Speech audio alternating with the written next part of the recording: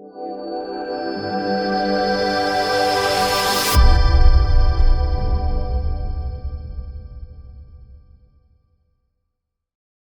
दोस्तों, pro trading art में आपका स्वागत है। तो आज के वीडियो में हम लोग देखने वाले हैं यहाँ पर जो हमने पोस्ट मॉडल को सभी डाटा यहाँ से एक्सट्रैक्ट किया था ना, ऑब्जेक्ट डॉट ऑल करके इस डाटा को हम लोग अभी सिर्फ प्रिंट करवाए थे, राइट। इसे हम लोग इंडेक्स डॉट एचटीएमएल जो है ना, हमारा ब्लॉग का जो होम पेज, उसमें कैसे डिस्प्ले किया जाए उसे हम लोग समझने वाले हैं। तो सबसे पहले हम लोग सर्वर स्टार्ट कर लेते हैं। तो पाइथन मैनेज डॉट पाई रन सर्वर, ठीक है ना। तो इसे हम लोग यहाँ पे लोकल होस्ट पे स्टार्ट कर लिए और इसे एक बार के लिए देखते हैं होम पेज पे। तो इस तरह से दिख रहा है, ठीक है ना। इसी में हमें कहाँ जाना था, तो ब्लाउज पेज के ऊपर, ठीक है, ब्लाउज पेज। तो यहाँ पे अभी हम लोग क्या चाहते हैं, जितने भी टाइटल्स हैं वो सब के सब दिख जाएं, ठीक है ना।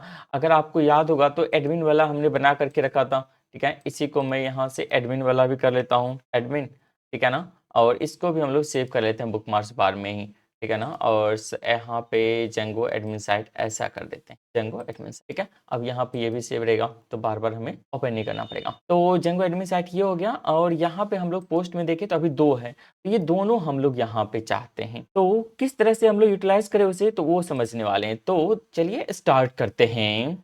ओके, तो अब हम लोग क्या करने वाले हैं ना, सबसे पहले इस डाटा को हम लोग ले जाने वाले हैं कहाँ पे, टेम्पलेट फोल्डर के अंदर। यानी टेम्पलेट जो हमारा फाइल है यहाँ पे ले जाने वाले। तो इसके लिए हमें रेंडर को समझना पड़ेगा। इस रेंडर के ऊपर कर्सर लाता हूँ ना, तो यहाँ पे देखिएगा कि आपको सबसे पहले रिक्वेस्ट आई, हमने पास कर दिया यहाँ पे। उसका टेम्पलेट नेम था वो भी हमने लगा दिया।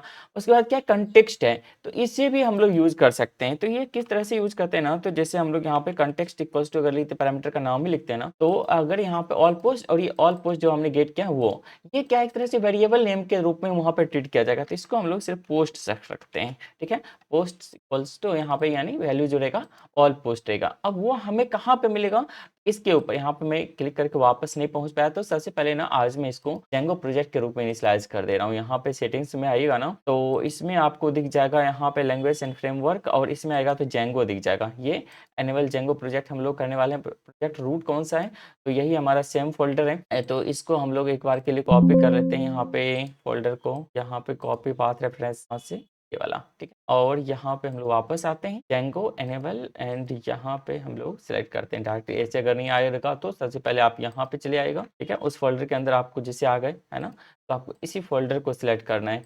ये हमारा आ जाएगा पीटीएफ लॉग्स, एंड यहाँ से आपको सबसे पहले सेटिंग्स सिलेक्ट कर लेना है। सेटिंग्स हमारा कॉन्फ़िग फाइल के अंदर था, इस सेटिंग्स को हमने सिलेक्ट कर लिया। एंड यहाँ पे मैनेज डॉट पाई कहाँ पे है, ये ग्लोबल लेवल पे यहीं पे है, ठीक है ना। इसको भी आप सिलेक्ट कर सकते हैं इस तरह से, एंड अप्लाई एंड ओके। इस तरह से करेगा तो आपको यहाँ पे भी देखा था ये सभी जेंगो प्रोजेक्ट का सेटअप आ गया। और इसके ऊपर यदि अब मैं क्लिक करूँ, देखा तो डायरेक्टली वहीं पे लेकर के आ गया, राइट। ये बहुत ही आसान हो जाता है। अब ये जेंगो को हाईलाइट भी करेगा, तो यहाँ पे हमें वो सभी काम करना है। और एग्जैक्टली हम लोग हैं कहाँ पे, तो ब्लाउज फोल्डर के अंदर ये हमारा टेम्पलेट था, इसके अंदर ब्लाउज था, और यहाँ पे उसी फाइल के ऊपर है। यहाँ पे हमें सभी पोस्ट शो करना है। तो यहाँ पे डाटा किस रूप में आ रहा होगा, तो देखिए ये हम लोग किस में और डिटेल्स में देखेंगे ना, तो यहाँ पर देखिए ना, तो ये एक्चुअली डिटेल का पार्ट है जेंगो टेम्पलेट लैंग्वेज का, ठीक है ना। यहाँ पे जेंगो टेम्पलेट लैंग्वेज इसका पार्ट है ये, ठीक है ना।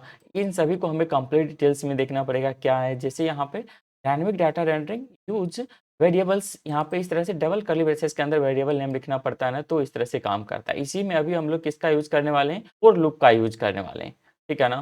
तो इसमें अब अगर देखिएगा कहीं पे फॉर लूप आपको दिख रहा है क्या, बेसिक आउटपुट, यहाँ पे कुछ टेम्पलेट्स टैग हम लोग यहाँ पे देखते हैं, टेम्पलेट टैग। इसमें देखिएगा तो हम लोग conditional data data manipulation and filter, यहाँ पे फॉर्म्स जनरल कंट्रोल टैग इसमें दिख जाना चाहिए। हाँ, ये फॉर लूप, इसको हम लोग यूज करने वाले हैं। किस तरह से होता है उसे हम लोग समझते हैं। तो यहाँ पे देखिएगा ना, तो अभी हम लोग फॉर आइटम इन आइटम, अभी हम लोग इसके अंदर कौन सा आइटम यूज करने वाले हैं, तो हमारे पास क्या था, पोस्ट था। देखिए सजेशन भी दे रहा है, ठीक है ना। और इसके अंदर जो भी कंटेंट होगा वो हमें दिखने वाला है। तो यहाँ पे हम लोग वेरिएबल किस तरह से यूज करते हैं, डबल कर्ली ब्रेसेस के अंदर। तो हर एक आइटम के अंदर, तो इसको हम लोग आइटम के बदले क्या लिख देते हैं, पोस्ट लिख देते हैं। यानी यहाँ पे जो भी लिस्ट होगा उससे पोस्ट आ रहा होगा।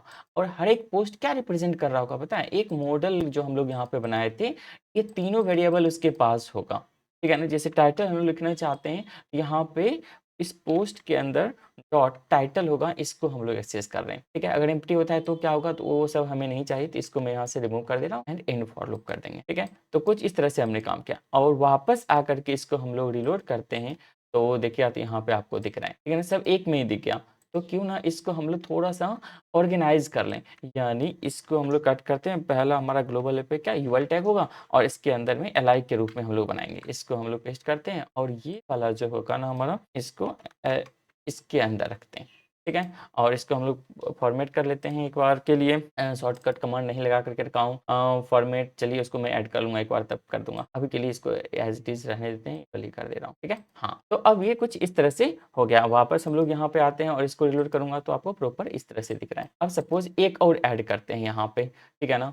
तो टाइटल रखते हैं जेंगो डीटीएल, ठीक है ना? Render HTML with model data. इसको हम लोग सेव करते हैं और यहाँ पे आकर के लोड करूँगा। देखिए तीसरा भी आ गया जेंगो डिटेल। हमने सिर्फ अब क्या फेच किया था, टाइटल फेच किया था, तो वो आपको यहाँ पर देखने को मिल गया। बाद में हम लोग इसी के ऊपर इसको लिंक के रूप में बनाएंगे, जिससे इसको क्लिक करते हैं तो अलग हमारा प्रॉपर ओपन होकर के यानी मिल जाए। जैसे ये फर्स्ट होगा तो इसके बाद अगर हम लोग यहाँ पे 1 करते हैं तो इसको हम लोग एक्सेस कर पाएँ, इस तरह से बनाने वाले, ठीक है ना? तो इसमें हम लोग सीएसएस वगैरह भी लगाएंगे तो थोड़ा-सा विजुअली भी देखने में मस्त लगे, उस तरह से हम लोग इसको करने वाले हैं, ठीक है ना? तो समझ में आ गया होगा कि आपको किस तरह से वैल्यू को यहाँ पे रेंडर करवाना है, ठीक है ना? तो इस वीडियो में फिलहाल के लिए इतना ही रखता हूँ, बहुत छोटा-सा था। धीरे-धीरे हम लोग इसको और भी एक्सप्लोर करेंगे। तो अगर वीडियो आपको अच्छा लग रहा है ना, अगर हेल्पफुल मिल रहा है तो निश्चित रूप से ये चैनल को सब्सक्राइब करके रखिए, ठीक है? आगे इसमें पूरा का पूरा जेंगो सीरीज़ कंप्लीट करूँगा और जैसे ही ये हमारा बेस एक तरह से रेडी हो जाएगा ना, तो हम लोग तुरंत से स्विच कर जाएँगे स्टॉक मार्केट के प्रोजेक्ट के ऊपर। यानी जितना भी हम लोग फुल स्टैक प्रोजेक्ट बनाएँगे वो सब का सब किसके ऊपर बेस्ड होगा? स्टॉक मार्केट के ऊपर बेस्ड होगा। तो डायरेक्टली आपको यूज़फुल टूल मिलने वाला है यहाँ पे। तो यहाँ पे प्लेलिस्ट में आइएगा ना, तो आपको यहाँ पे दिख जाएगा ये जेंगो का, है ना? इसमें मैं सभी वीडियो अपलोड कर रहा हूँ, तो इसे आप लोग ज़रूर से फॉलो कर लीजिएगा, ठीक है? तो इस वीडियो में फिलहाल के लिए इतना ही। Thanks for watching.